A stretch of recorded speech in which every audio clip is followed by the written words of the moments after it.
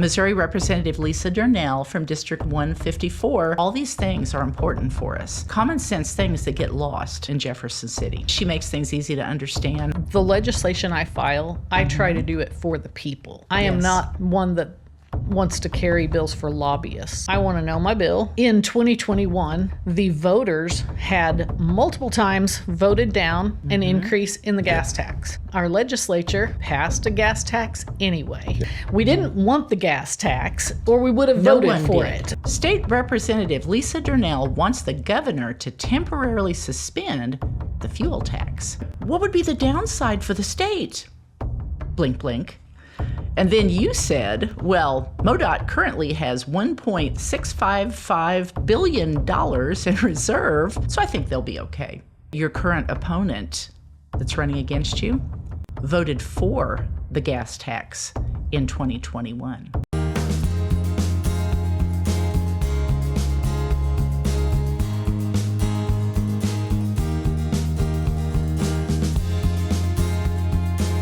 Welcome, everyone, to the Patriot Project on Mugwump Media. Thanks for joining us today, folks. Kevin, we have got some friends here today. I'm very excited to see them. I'm excited, too. Absolutely. You know what? We've had a lot of friends stopping by lately. Well, these folks good to have friends. Yeah, these folks are from our old stomping ground, our home district in Howell County. Yes. And love it. I know her mom and dad. Dean's been even talking about fishing. It's making me think about going home, fishing. Makes us homesick for sure. All right. Well, today we have Missouri Representative Lisa Durnell from District 154 and her fisherman YouTuber husband. Look him up, folks. Dean. Yeah, so good to have you guys, Lisa and Dean Durnell.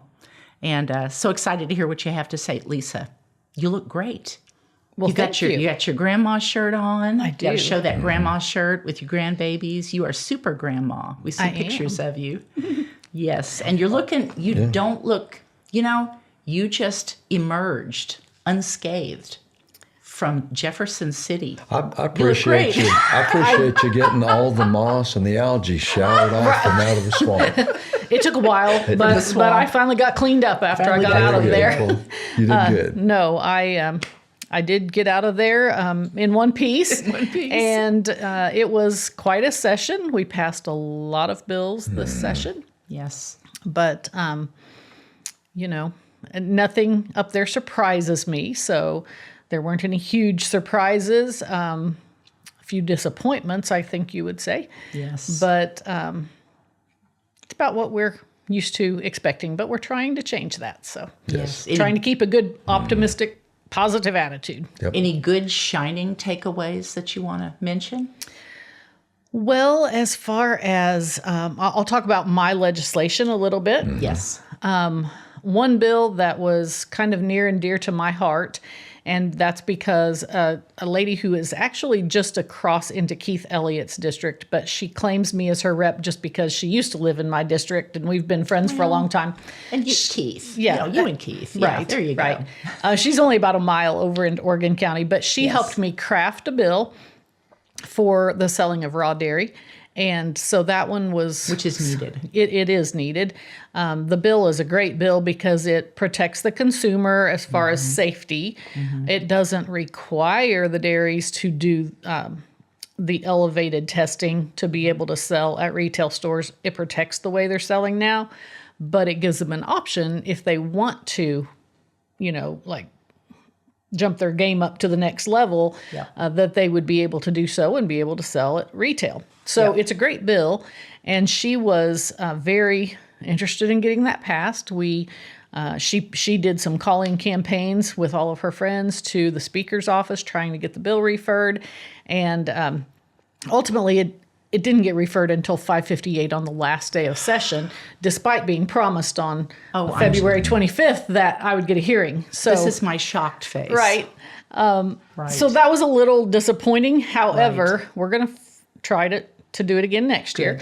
We're going to file it again. But yesterday, I ended up having a little... I gave about 3 days notice because we kind of put it together at the last minute. But we had a town hall on this bill, and it was at a cute little place called Region Farmhouse in Mountain View. And it's kind of it's a health hometown. food, That's kind our of a hometown. health food, whole, food type store. Yes. And it's got some sweet little owners that just are doing a great job with it. And they opened it up, and we had about 25 people show up. And on short notice, I thought that was really good. Got to talk for about an hour and a half to those folks. So that was one of the bills that I really wanted to see go somewhere, and it will next year. And that was concerning a standardization, correct? For the safety of the. Can you explain just Sure. briefly Yes, what that was? I can explain it. So folks will know that didn't know about it. Yes. So right now you can sell, if you're a dairy farmer, you can sell raw milk from your farm, or if someone has prepaid, then you can do a pickup point. So they can pick it up somewhere. But they cannot, the dairy farmers cannot put it on a retail shelf like in a health food store, or they can't even set up a booth at a farmer's market and sell to people there. So what we're doing is we're keeping that way of selling. So if people just want to sell it off their farm that way, they can still do that. But if they want to sell retail or be able to sell at farmers market, then they could get Raw Milk Institute listed, and that's it. You have to Yes. meet a certain testing standard. Yes. And Which makes sense. and it's a high standard. It's safer than pasteurized milk. Yes. And she was giving the numbers yesterday, and it just blows you away to hear the numbers of the bacteria count that's allowed in pasteurized milk versus what we're talking about right here in raw milk and raw milk products. And it would open this up for the dairy farmers and make things more efficient for them, where they don't have to stop what they're doing to sell a gallon of milk, or with today's gas prices, go and deliver a gallon of milk. It would free it up where they could just put it in the store shelf or open it up on Saturday at the farmer's market, and they could sell their product. And also the consumer. It makes it much more convenient for them. They're not having to drive 15 miles out of the way to the dairy farm to go pick up their milk. Yes. So anyway, it's a really good bill. In fact, last year I had this bill and Bryant Wolfen had a raw dairy bill. We had not talked ahead of time, and so he had a little bit. Well, this was before we really even knew each other. Great minds thinking alike. So he filed his and I filed mine, and then when he saw mine, he was like, "Hey, co-sponsor hers. It's a better bill." And then this year he filed the very same bill that I did. So we were working in tandem on that, and like I said, it did not get referred despite the promise that had been made. And so we are going to try again. That's okay. I am not going to be deterred by that. Yep.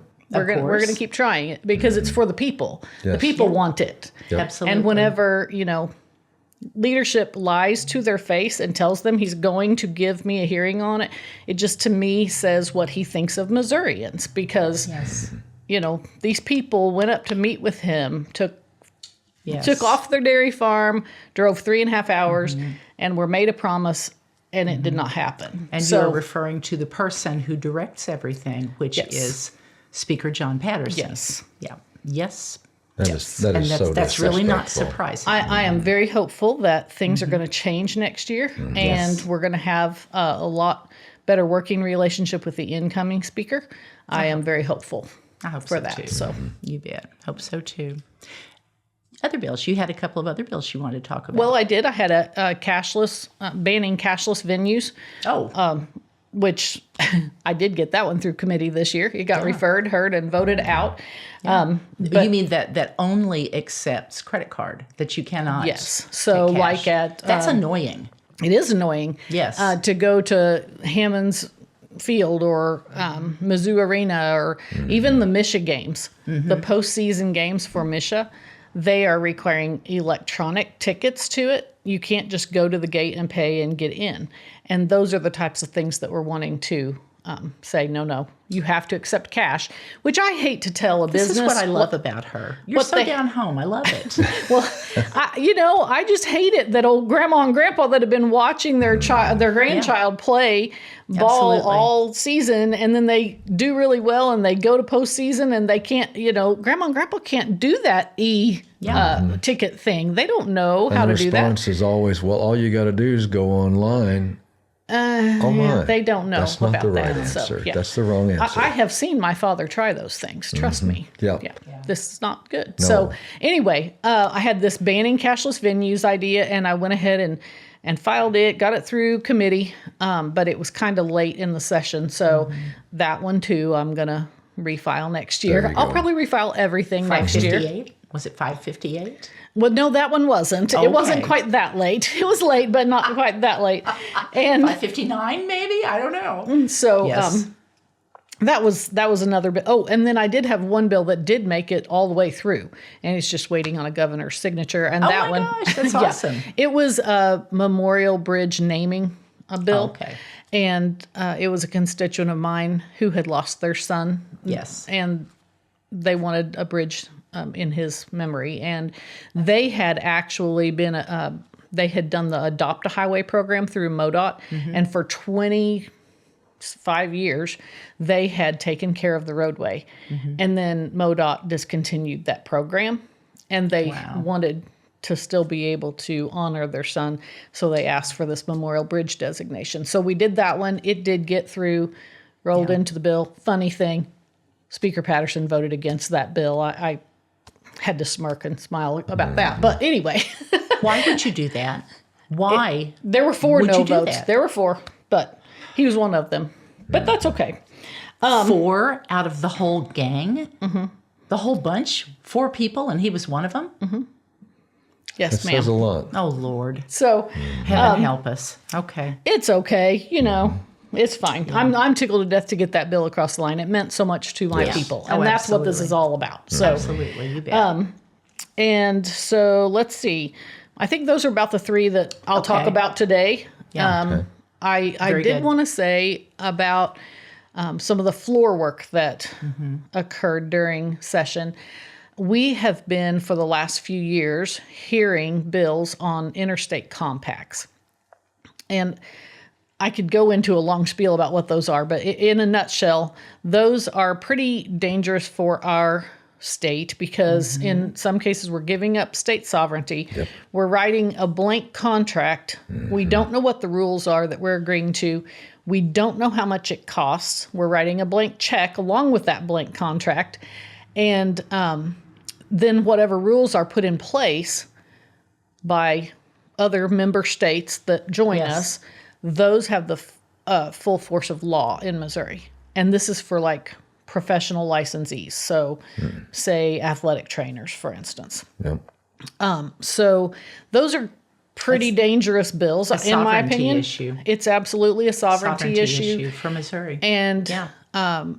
I feel like we have been elected in the legislature to protect. take care of those things. We shouldn't Yes. be taking our 197 voices and giving them over for maximum 1/7 of a voice, 1 seat Yes. at the table out of 7. Yeah. With we don't know who the other members are of this. So anyway, they're pretty dangerous in my opinion, and so I dissected one of those bills and really got down to the nitty gritty on it. And one day when we were hearing it, I got up and gave a floor speech on it, and I think it opened a lot of eyes because Good. a lot of times the reps did not realize what was in that type of a bill. Yep. And Well, I how think could they? They're so long. well, and I think too, it's a function of Yes. they had passed several of these before, so it was kind of becoming commonplace. Oh, this is just another compact bill. So it just kind of was, almost not even taken seriously. People were just like, okay, we just got to do this, like it was a formality. Yes. And so whenever I got up and made that speech, I let everybody know what that bill was actually doing. And prior to that, on the compact bill, we had only had 10 of us that voted no on it. And so after my floor speech that day, we voted, I think it was the next Monday, we voted on that bill. And there were 27 no's on that one. And so I feel like that really opened some people's eyes. And I had actually some upperclassmen come to me after that and say, how did you know all that? I said, well, I sat down and I dissected that bill myself. You went through it. But they were very happy that I had done that, and it opened their eyes. And then a couple of other upperclassmen also stopped me and said, you were spot on with what you said on the floor. That's exactly what's in that bill. And so it gave people pause. And then on the very last compact bill that we voted on, we had 29 no's. And so I just felt like that was a win for me to be able to influence some people and open their eyes on those types of bills. So hopefully that'll slow those down a little bit. And I do want to throw in here too that those interstate compact bills, what they're doing is they're allowing professional licensees to work across state lines, but that's nothing that we can't do with reciprocity agreements. That's how we're doing it now.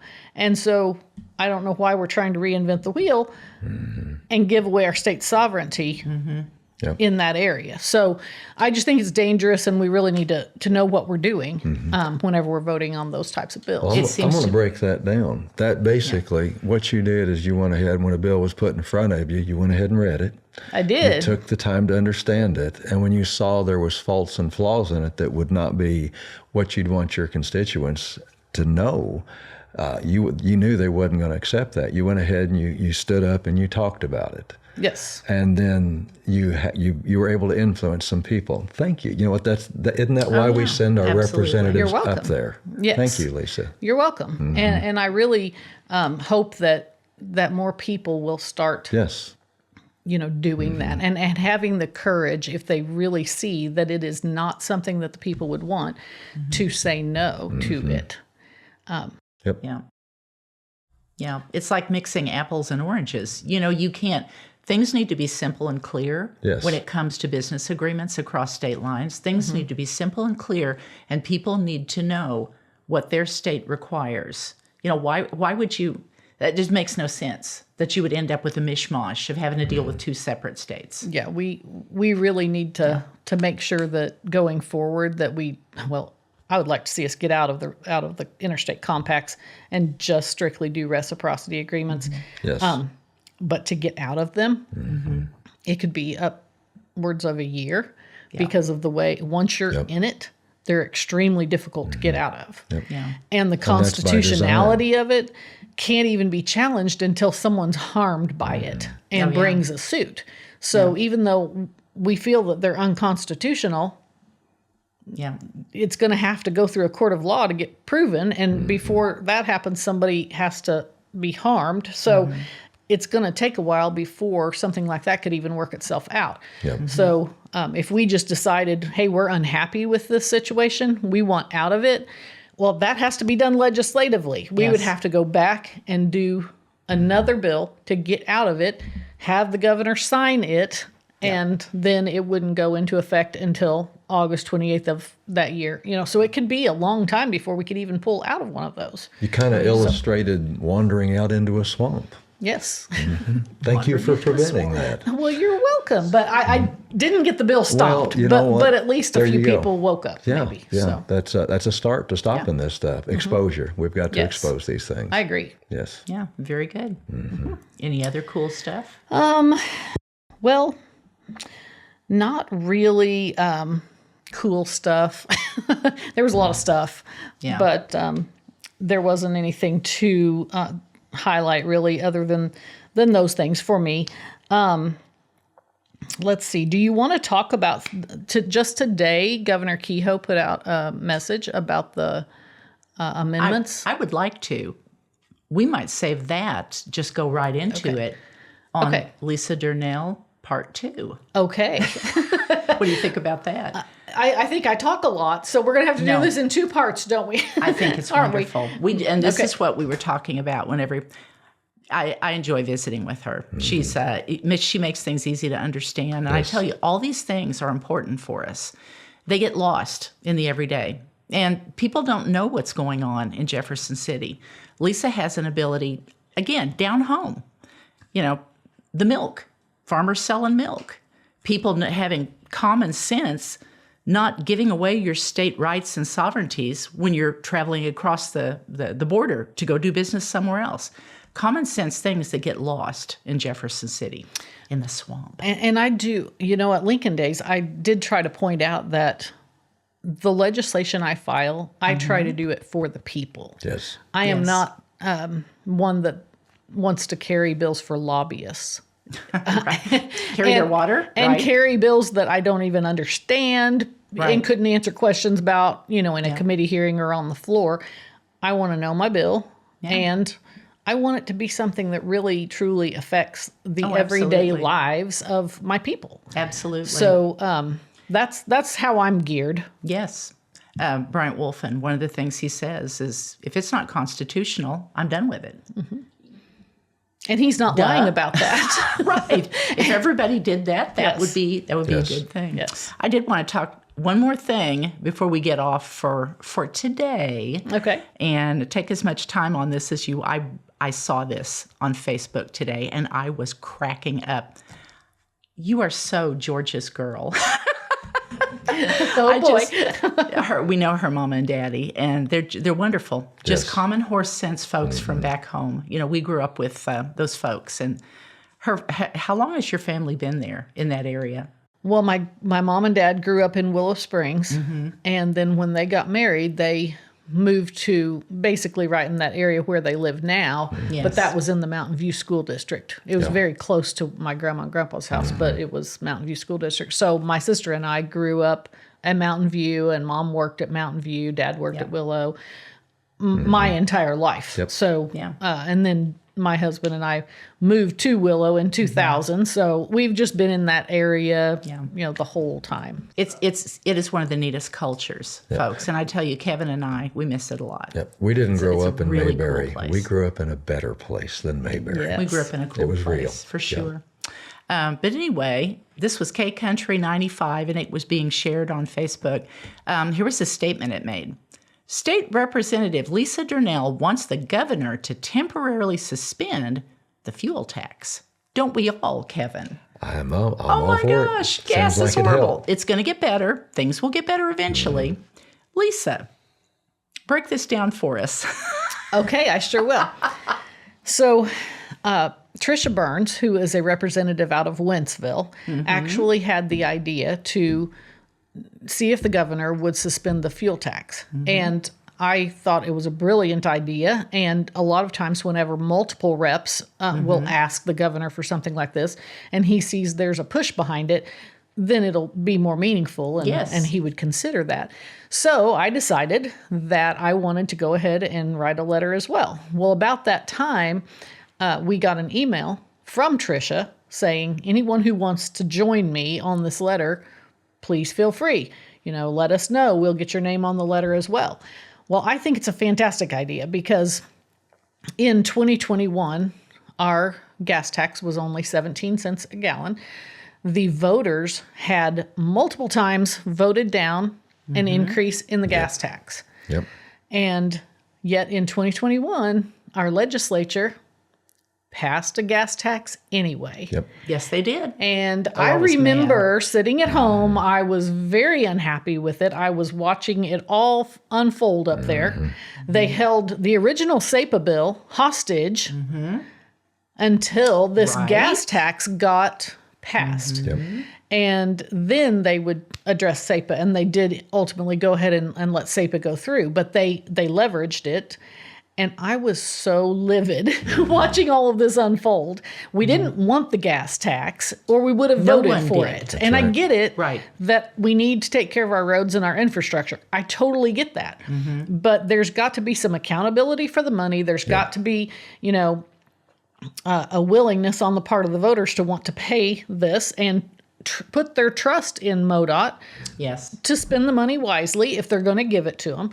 That had not occurred. But yet here the legislature is saying, you know what, we're going to do it anyway. And so it resulted in a 73.5% increase in the gas tax. Yep.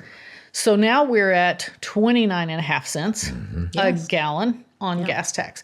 Right now, we're at record high gas prices. Oh, yeah. And so if we could, and I think some other states have already done this, if we could suspend our state's gas tax temporarily through the end of the year to give people some relief at the pump, I think that would be super beneficial to families. I know it would be in my district. And so I jumped on and, told them, yes, sign me up. I will sign that letter. I would really love to be a part of pausing that, because we all know it wasn't put in place the way it should have been to begin with. Well, and this is a trend that's been going on with our supermajority for years. And this is right. This is exactly what we're talking about all the time. I loved what you said. This was so funny. You said, somebody goes, but what would be the downside for the state? Blink, blink. And then you said, well, MoDOT currently has $1.655 billion in reserve, so I think they'll be okay. The legislature circumventing the Hancock Amendment in 2021 and putting in a gas tax without a vote of the people was wrong. I was against it as a citizen, and I'm very willing to give consumers some relief from it. And somebody in the comments, one of your fans, you have many fans, Miss Lisa, they love you, said that your current opponent that's running against you voted for the gas tax in 2021. He did indeed. So there you have it. Yes. Thank you for being a representative of your constituents. Well, you're welcome. Yeah, we so appreciate it. You are very welcome. I enjoy doing that because, I can sleep at night knowing that I've done my best for the people. And that's what matters to me. So. You bet. Well, folks, we're going to go. It is 25 minutes in. We are going to get off right now, but we've got a little bit more we're going to do, some stuff you guys are going to want in part 2. Today, this is the 22nd, and of course, the Governor Kehoe, issued a proclamation, and he has several amendments that he's going to be putting for you to vote on the August 4th primary election ballot. And I want Lisa to take some time and break that down because you're going to have to know it, folks, and you're going to have to vote for it. And Lisa's a wonderful, I love what she says because it's clear, it's horse sense, and I think that it will help some of you to understand what those things are even going to be. So, sound good? Sounds great. Let's do it. While we're here hanging out. All right. Well, folks, thanks for joining us today. And again, watch for part 2 of Lisa and Dean. We're going to be coming up in a future episode very soon. And folks, don't forget to like, share, and subscribe. We got to keep this truth and this good news going for sure. And we will be back again next week. And folks, when we come back, we're always going to bring you conversation. We're going to bring you information. And, we're always going to try to bring you some encouragement. I'm encouraged that there's some good folks like Lisa that are there. And I think there's going to be even more. Watchers on the wall. Watchers on the wall. With God's help, there's going to be more. We just thank you for visiting with us today. And folks, always stay informed, inspired, and please try to stay independent. It's important that we listen to these things and keep our mind clear and independent. God bless you all.